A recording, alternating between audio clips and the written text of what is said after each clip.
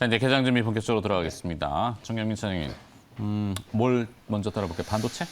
예, 일단 반도체 얘기를 왜냐면 이제 뭐 제가 이제 반도체는 추석 이후에 보자 이런 말씀을 굉장히 많이 드렸기 때문에 그럼 네. 이제 뭘 봐야 되느냐 이걸 좀 구체적으로 좀 말씀드리고 싶어요. 아까 이제 김영민 매니저가 살짝 우는 띄웠는데 제목이 그래서 비슷합니다. 저도 예, 뭐 슈퍼 사이클이라고 하는데 10개월간 돌고 있지 않잖아요. 네. 거기에 대한 좀 약간 자조적인 이제 그런 제목을 좀 붙여봤습니다. 10개월간 돌지 않는 슈퍼 사이클이라고 좀 붙여봤고 연휴 전에 약간 소소한 움직임은 있었습니다. 근데 이제 연휴 동안에 아무래도 뭐 헝다그룹 뭐 이런 얘기 때문인지는 몰라도 네. 미국의 이제 반도체 지수는 이제 물론 이제 이거를 곧장 추종하는 건 아니겠습니다만 굉장히 좀 급락 이후에 좀 정상화되는 이제 그런 흐름이 좀 나와서 오늘 좀 동시효과 보니까는 뭐 삼성전자와 하이닉스는 나쁘진 않네요. 네. 나쁘진 않은데 일단 시작은 해봐야 할 것 같아요. 근데 이제 삼성전자는 사실 거의 막다른 곳에서 돌아 나왔기 때문에 7만 3천 원대부터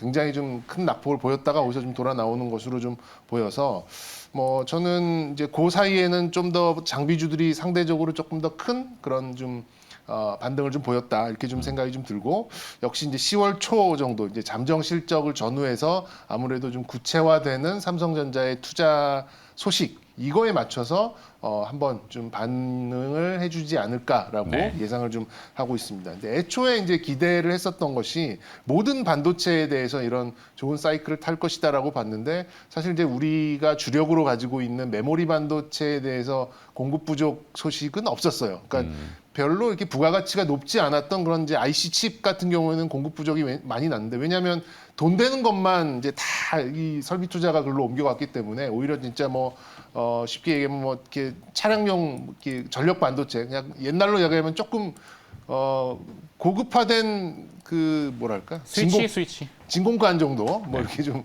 너무 진공관 너무했나 어쨌든 고급 이제 스위치. IC 그렇죠 뭐 그 정도의 수준의 그 생산이 좀 모자르다 보니까 차량 생산도 안 되고 뭐 이런 상황이 좀 됐었죠 근데 아무래도 메모리 반도체가 이제는 이제 DDR5 쪽으로 좀 넘어가면서 그 전환에서 오는 이제 그런 기회를 한번 좀 엿볼 수 있는 구간이 아닐까 좀 생각이 좀 들고 그리고 이제 비메모리에 대한 투자도 상당히 좀 구체적으로 나올 걸로 생각이 듭니다. 일단 어느 정도의 전체 규모만 지금은 던져놓은 상태고 그거를 신규 투자에 얼마 쓸 거고 기존에 이제 그런 설비 투자, 캐펙스 투자에 얼마 쓸 거고 이렇게 좀 그리고 비메모리 투자에는 얼마 또 기존에 있었던 라인의 보강 그리고 DDR5에 얼마 이렇게 좀 나눠지는 이제 그런 좀 얘기가 있을 때에는 반도체 쪽도 좀 탄력을 어느 정도 받아갈 가능성은 상시 좀 놓여 있다. 그 시점은 아무래도 이제 그런 3분기 잠정 실적이 나오는 10월 초순경이 좀 되지 않을까 좀 생각이 좀 가지고 있습니다. 네. 하이닉스, 그러니까 SK 하이닉스와 삼성전자의 경우에는 이제 시황상의 변동성 아까 앵커께서도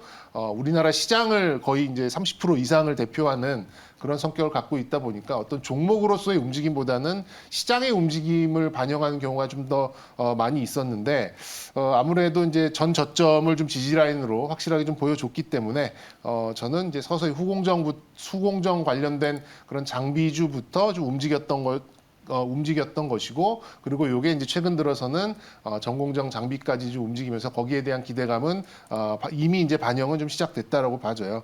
그래서 이제 그 반도체에 대한 그런 전략은 저는 이제 보유하신 분들 뭐 지금 마이너스 20% 30% 돼 있는 분들 꽤 계실 겁니다. 그런 분들은 일단은 좀 보유의 관점으로 계속해서 좀 보시고 신규 투자는 제가 말씀드렸던 이제 잠정 실적 전후에서 이런 진입 타이밍을 좀 잡아 보시는 게 그런 소문이 좀 나올 거예요. 뭐 이제 뉴스나 이런 쪽에 이제 어디에는 얼마 쓰고 어디에 얼마 쓰고 또 어디에는 어느 정도의 배분을 하고 이런 얘기가 공식 발표 전에 조금 흘러나오는 그런 시점에서 아무래도 좀 타이밍을 잡아보시는 게 좀 좋지 않을까라는 생각이 들고요.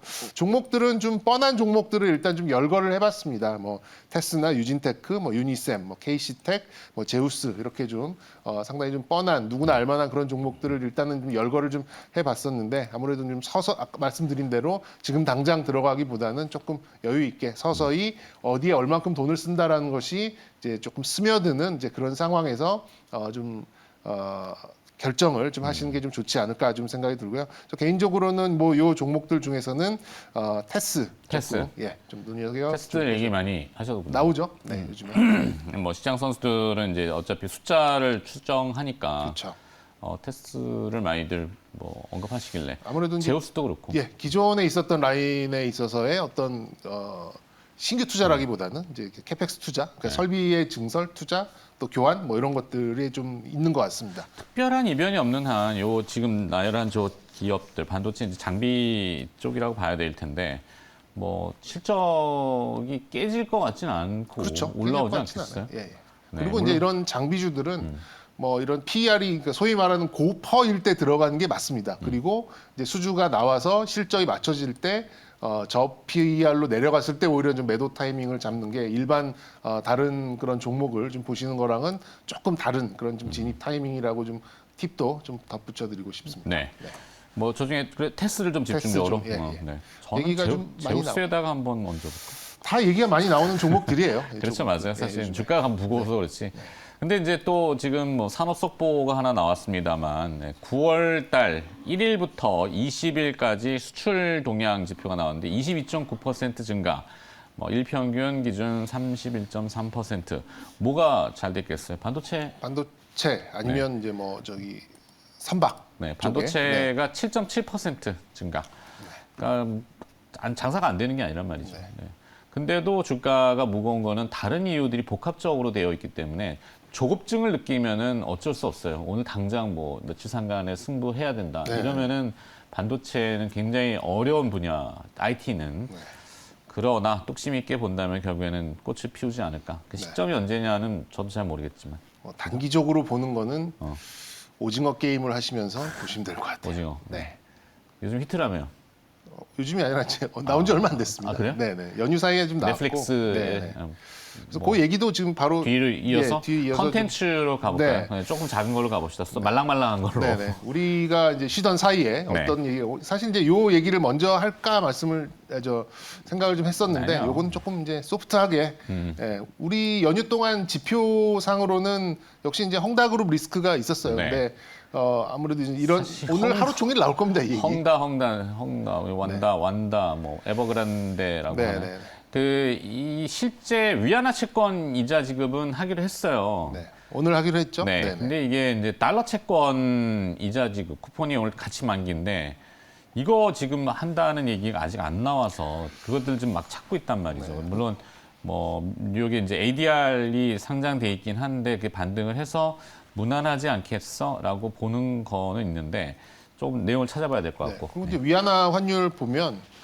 이렇게 막 그 극단적으로 가는 이제 그런 소위 말하는 이제 크라이시스가 날 이제 그 정도는 아닌 것 같아요. 이제 내부적으로 이런 게 정말 선을 넘어갔다라고 하면 지금 금융시장이 이렇게 반영하지는 않을 겁니다. 그런 것들을 좀 생각해 보면 오늘 뭐 하루 종일 뭐 연휴 사이에 헝다그룹 얘기가 있었고 뭐 네. 그건 어떤 의미를 하고 여러 가지가 있겠습니다만 제가 아까 언급드렸던 이제 공포지수랑 환율만 봤다고 말씀을 드렸잖아요. 그 두 개만 좀 추정해 놓고 봤을 때는 이렇게 좀 불거지는 이슈는 우리가 쉬던 사이에 거의 이제 상당히 좀 시장에서 좀 안도를 하는 그런 수준으로 있고 요건 저도 봤을 때는 약간 만성 질환화 될 가능성이 높습니다. 좀 일단 시간을 두고. 네, 부동산 투기나 뭐 이런 쪽에서 일단 이제 숫자가 나오는 제조 쪽으로 좀 시각을 돌리겠다라고 하는 그런 의미로도 좀 해석이 좀 되고 있다 보니까 요건 좀 길게 좀 만성 질환화될 가능성이 좀 높고요. 헝다 측정은 말씀하신 그 달러 위안화 역의 환율 네. 그거하고 그다음에 중국의 CDS 프리미엄인데 CDS 프리미엄은 이제 리얼타임은 아니니까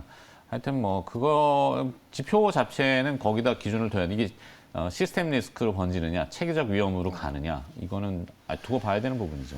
그래서 지금 작은 걸 했는데 지나가 버렸네. 훅 컨텐츠 얘기한 거 예, 아니에요? 예. 그래서 이제 오징어 게임? 오징어 게임에 이제 뭐 넘버 원을 차지했어요. 드디어. 예, 이제 뭐 여러 그 전에 글로벌. 예, 예.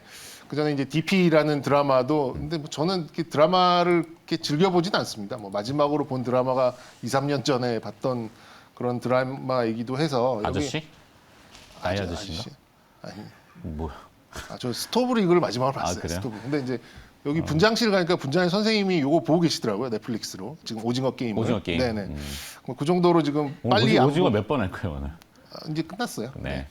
그래서 요거 성공적 방영과 함께 아마 추석 이후 드라마 콘텐츠가 또 실시되는 것들이 많이 있거든요. 그런 것들이 약간 틈새 종목을 만들 가능성이 매우 농후합니다. 네. 그런 면에서 봤을 때는 이제 뭐 근데 요 그 오징어만 놓고 봤을 때는 직접적으로 투자할 수 있는 곳이 없어요.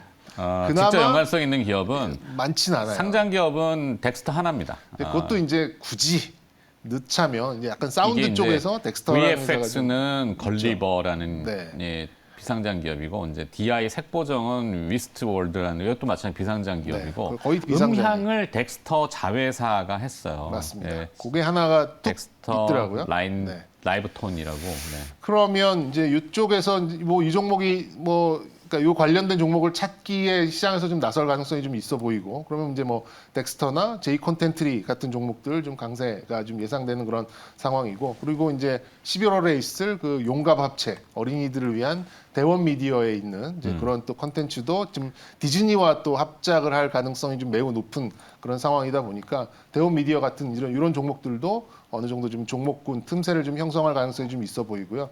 그 밖에 이제 좀 나왔었던 얘기 역시 이제 그 G20에 나왔던 이제 백신 외교 나왔던 그 얘기도 좀 있고 플라스틱 용기를 이제 전량 PP나 뭐 이런 쪽에 뭐 좀 나눠져 있었는데 페트병으로 거의 이제 통일하기로 했다라는 얘기가 좀 나오면서 동원 시스템즈 같이 페트병 생산 업체들도 어느 정도의 좀 좋은 이 투자 심리를 좀 만들어갈 가능성이 좀 있어 보인다 이렇게 좀 말씀드리고 싶고요. 오늘 뭐 얘기가 좀 나왔으니까 뭐 대원 미디어나 덱스터 뭐 이런 종목들 좀 눈여겨 보셔도 좋지 않을까 이렇게 말씀드리겠습니다. 찍어준다면 대원 미디어. 대원 미디어. 네, 압축으로.